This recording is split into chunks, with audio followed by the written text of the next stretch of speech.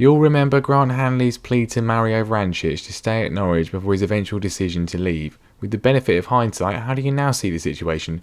Well, Grant's gone too, so...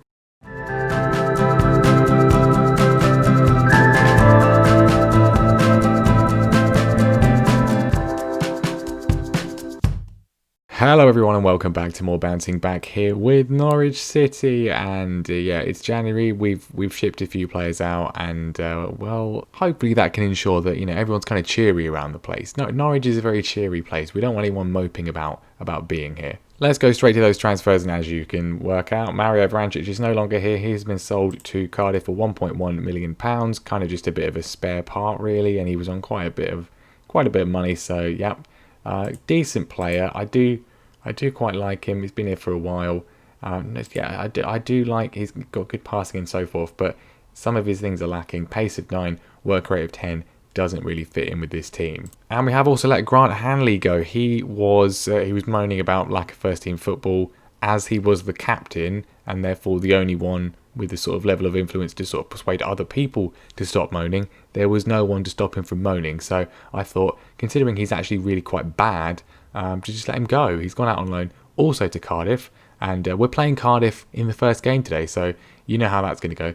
But yeah, he's just lots of good defensive stuff, obviously, but the passing of 10, even though we're not playing him as a ball-playing defender, it just isn't very good. The biggest problem, though, is the composure and decisions, which are shocking. For the captain of the club, a championship level centre-back, he's just not good enough really, so he's not here anymore. And to cover for him, we have brought in Ben Wilmot on loan from Watford for the rest of the season. £5,000 a week, considerably lower wage, although we are paying I think about £300,000 of a loan fee, which is really irritating. Not going to be great for the finances, but overall it'll be a better situation. Speaking of better situations, not really the results, because they are pretty much exactly the same as what we had in the previous episode. A long sequence of excellent results, performances and wins, and then 2 really frustrating games. Not 2 defeats in a row, not that bad, but still not 2 wins in a row. Still disappointing. Obviously last time we beat Forest and Blackburn.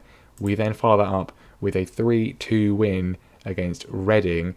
In real life, Norwich last night won this game, and we have matched them, although we made a bit more hard work of it. Went behind twice, but battled back, and that's what I like to see. Battled back to eventually win the game. Great performance from Marco Stiepermann in that one. We then played today's opponents, Cardiff, playing them very in quick succession, but it was a 1-0 win. Onel Hernandez, the only goal scorer. And then another great performance. We did beat Watford 2-1. It was an excellent performance overall, really. Another late goal conceded, very sloppy, but the 2 goals in the first half from Stiepermann and Longstaff got the job done. 3 points on the board, but then, well, obviously, once again, we just decided to throw that all away. All of our hard work. We were top of the league at this point, but not anymore, because we lost at home to QPR. It didn't need to be like that. It was a very even game in terms of XG, but that's only because they had a penalty. Otherwise, we should have absolutely smashed them. We didn't do it. They had 10 men on the pitch for most of the second half after former Norwich City player Elliot Bennett was dismissed. It's just so frustrating. They got again, pretty fluky, lucky goal right before the break. Bit of a weird one. Let's actually watch it, because it was just odd. Simple throw in from the right. The ball came in from Asagi, and well, yeah, just not great really. They then got a penalty, which was given away by Xavi Quintilla, and that's kind of the issue.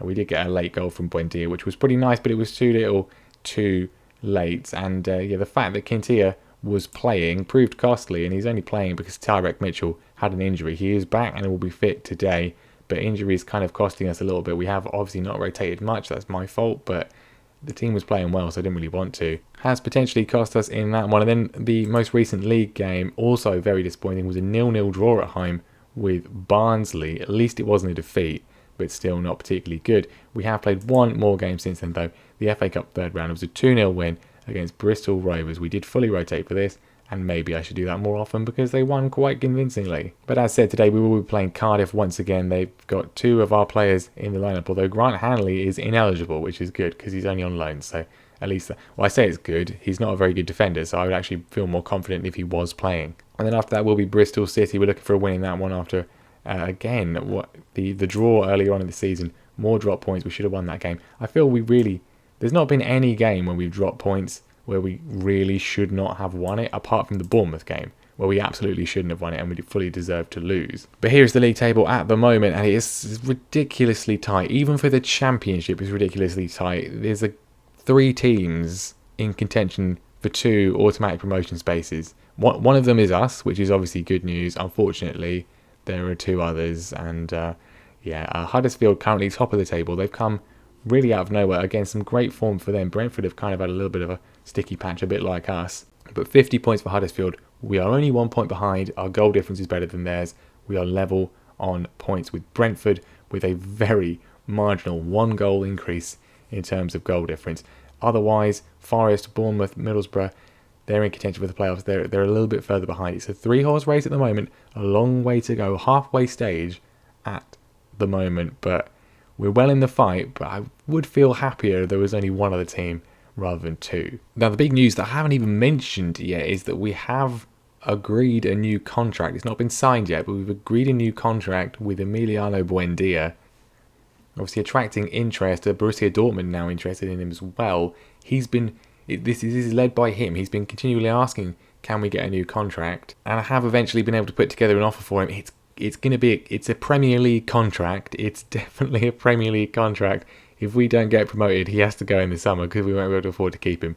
But we will hopefully get this signed, and then it will spur him on for the rest of the season, perform well, help us get promoted. And in terms of the team for today, then Tim Krul is going to be in goal. We're pleased to welcome Tyrick Mitchell back. He's back from injury. Most welcome. Gibson and Zimmerman, the centre-back partnership, of course. Max Aaron's on the right. Rupp, Longstaff and Stiepermann in the middle. Cantwell on the left. Buendia, hopefully signing a new contract, on the right. And Adam Eder is going to be up front. Now, striker's a bit of an issue for me. Adam, of course, I have no issue with this man. We'll never have any issue with him. 9 goals in this season so far. Done very well. He is only 19 though. Needs a bit of help and a bit of support. And he's not really getting much of it because Jordan Hugill, who has just about come back from injury, is transfer listed because he's constantly moaning about the fact he's not playing. He's not playing because he's never fit. Timu Pukki, also not fit. He got a hip injury. He's out for 6 more weeks. We've actually been using Tyrese Omotoye from the under 18s. Pretty decent, could be quite good in terms of potential. He's done not much, but he's again even younger than Adam. Need a bit more from these experienced guys. If Hugill can start scoring, he might start playing. And also if he can just actually stay fit, but that's apparently beyond him. If we can offload him, get someone else in, that might be something we do in this window. Now, Cardiff completely forgot that we sold the Morris Leitner as well. They're not managed by a former Norwich man. They're managed by Steve Morrison. They just keep shopping at us with players we don't want. Anyway, Vrancic and Leitner clearly making a massive impact on the bench there. No one in the starting lineup, so they'll probably come off the bench and score a 94th minute winner. Now, we need to see if we can get a win today, because 2 games without a win is not like us, not particularly good. And an early goal, this is really, we've talked about this before, but if we can score, then we'll pretty much be fine. Buendia on the right-hand side, new contract coming for him. He's made a decent effort, but it's cleared by Benkovic. Only as far as Max Aaron's though, and we look to work it again. Dodgy passes, but we're still involved. A few dodgy passes going on here, but we've managed to keep the ball. Buendia slips it over to Ida. He's in, and he's scored. And his name isn't Ida, it's Ida. I keep forgetting because I'm so used to pronouncing it wrong, because that's what I thought. What I'm also used to is him scoring a goal. I mean, this is classic us. Ball from Zimmerman to Buendia. Look at that for a pass. Absolutely outstanding. The run is timed to perfection. The finish is pretty exquisite from Adam Eder, and it's 1-0. Buendia corner played in, looking for Eder again. He's hit the crossbar, but it's gone in anyway. The ball bounced off the bar, and the ricochet could only be tapped in by that man once again. The right place, the right time. What about this? This is exactly what we want to see. The combination, 2 assists for Buendia, 2 goals for Eder. It's the stuff of dreams. And we are temporarily at least up to the top of the table. Huddersfield presumably not winning yet. Eder's got 2 goals. We're 11 minutes in. We're 2-0 up and he's got both of them. He's on a hat-trick. Potentially not the quickest ever, but still very good. Buendia wants a goal himself. He's going this time. Brilliant run from him. And in the end, Smithies makes the save. Still plenty of time though, as Krul makes a ridiculously acrobatic save. And then a ridiculously measured throwing out. I mean, okay, Buendia in behind is Ida again. He's on a hat-trick. Can he seal it in the first half? The angle got a little bit too small. Corner, though, would be nice. Buendia, once again, looking for Ida. This time it is cleared. Cantwell wants a bit of action, though. He slipped in Stiepermann, and the ball is pulled back to Longstaff. It's a diving header from Sean Morrison to get it away. Well, Cardiff have scored. I wasn't even commentating because I didn't think it would go anywhere. Yeah, this is what I mean by complacency. It is a bit of an issue for us. Simple free kick, ball over the top from Morrison, and he's just made a good diving header away from goal, and now he's helped create a goal. Robert Glatzel puts it in. Poor goalkeeping from Krul, really. Now, half-time, we do still have the lead. It would be a lot better if we'd not shipped that silly goal. Hopefully we can grab a few more early on in this second half just to make the game as safe as possible and not do anything ridiculous. Buendia looking for Ida again. It's been cut out, though. Well by the Cardiff defence. They're a little bit more alive to that pass now, and they've got dangers of their own, of course. Harry Wilson on the right-hand side. Not seen much from him today, but he can turn the afterburners on and do something pretty spectacular. That one has gone to Max Aarons, though, and we've got some space of our own down our own right flank. Buendia once again pings it over the defence. It's gone all the way to Cantwell. Not entirely sure he meant that, but it looked quite spectacular. And Cardiff, though, back in numbers to try and keep us at bay. Longstaff finds Ida. He's got the hat-trick, surely. Yes, he has. 2 times of asking this time. Smithies can only parry it back into his path. Once again, it is another goal for Adam Ida. Another lovely move. Lots of short passes. Very nice. The run is timed to perfection. Gets a bit of luck for some questionable goalkeeping from Smithies, but he can't miss from there. Cardiff still not out of this, though. Harry Wilson with the corner in. It's been cleared off the line by Max Aarons. I think Krul might have got a fingertip to it as well, but Aarons was crucial, and now we can break ourselves once more. Todd Cantwell on the left. He finds Buendia in acres of space to make it 4. I thought it hadn't gone in. It has gone in. It has gone in.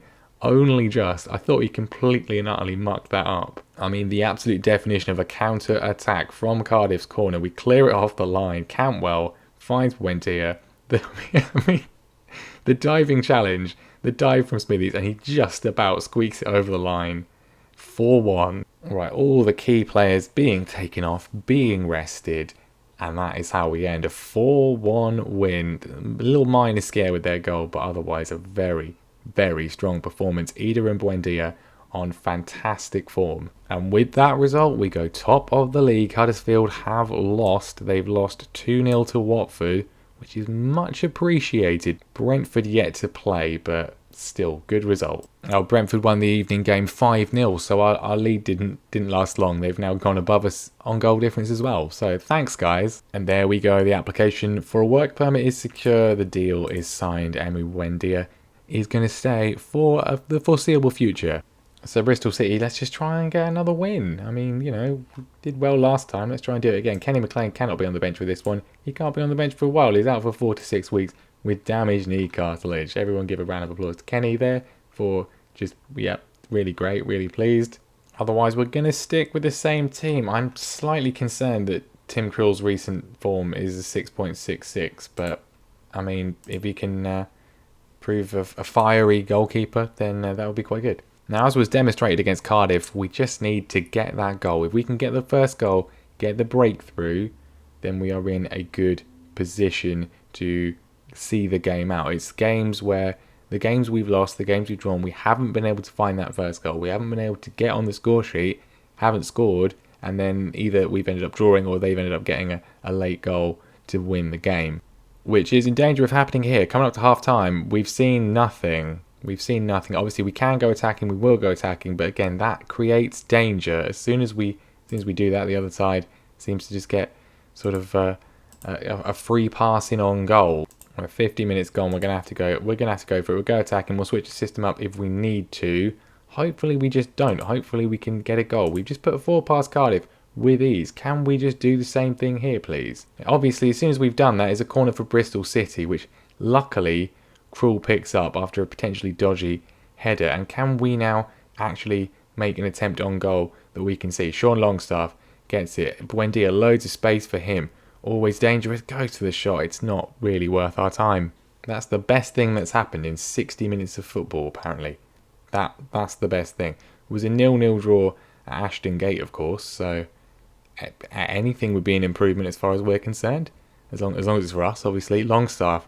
Look how deep Bristol City are. Pulls it back for Max Aarons, and Max Aarons finds the goal. It's a goal from distance. That is quite often crucial, and it's proved so again at the moment. I mean, look how deep Bristol City are defending, but we managed to get a little bit of luck there. The pass back to Aarons, who's not picked up, gets a lucky deflection off the defender. The goalkeeper's bamboozled. It's 1-0. I was about to drop the defensive line back, and obviously they've now got a free kick, so if that could just not result in a goal, that would be really great. O'Dowda has got it off to Walsh. De Silva, O'Dowda's in. He's scored, obviously. Obviously, you didn't even give me a chance to change the instructions, and then they instantly just score. Oh, right, back to square one. I mean, at the moment, Millwall are beating Huddersfield, which is great. We're attacking again, Longstaff. If we could just get the lead, that would be great. Not with shooting like that. We find the breakthrough, and then we just give it away again. Time is running out for us to do anything here. If anything, it'll end up being Bristol City, won't it? Probably a former player I've not even noticed. Ben Gibson running forwards. We're still attacking. I mean, I kind of feel like changing this because I don't want to just throw something away. Hernandez, just if we could just not give the ball away in this highlight, that would be really great. If we could score, that would be better. But we've given the ball away. Naki Wells is running through. Ben Gibson makes a challenge. They've still got it though. They've still got it. We have dropped the line back, but Naki Wells, look how many defenders are around him. How is he going to end up getting this in the goal? Mitchell still wrestling with him. He's still going. Don't foul him. It's pulled back. For God's sake. What is the point? Oh, it's his first of the season. It's his first ever goal for Bristol City. Joe Williams. At least he didn't play for us. But what is the point? What is the point in anything? What is the point in life? I mean, what is that? What is Tim Krul doing there? Just has to sit down. 94th minute. We're trying to win the game. Other results are going our way. But no, we throw it away. Absolutely disgraceful. This is getting chucked. That was awful. Unbelievably bad. Tim Krul, we need to get a new goalkeeper. He is an absolute disgrace. I wouldn't have minded a draw. Given how other things were going, a draw would have been okay. But we don't get a draw. Brentford have lost, and Huddersfield have drawn. So it's not the end of the world, but we would have gone top, even if we'd drawn. But we throw it away in the final minute. I mean, awful. Absolutely awful. We get away with it, but only because Huddersfield and Brentford dropped points too. But we should have been capitalising on that. That was our chance to win. Even a draw would have been enough. I mean, look at the state of that. How have we not won that game? I mean, the fact that we've lost it in that way is just ridiculous. It really is. But anyway, we have to live with it. Luckily, other teams drop points as well. We'll be back next time for some more fun. Hopefully, we can just win again. Maybe we should just go with away games. Clearly, home games, they're not worth it. I mean, February, there's not much going on there, but I'm thinking actually, I mean, I know what I just said about home games, but Brentford and Luton at the start of March. Brentford, potentially very decisive game in the promotion hunt. It's got to be that, really. And then probably Luton, maybe Wickham instead if we want to have an away game too, as those don't seem to be as bad. But that's when we'll be back next time. Thank you very much for watching. I liked one of these. This one, well, I mean, hopefully you found it funny. If nothing else, leave a like if you did. Make sure you subscribe as well so you don't miss what happens next. And I will see you next time.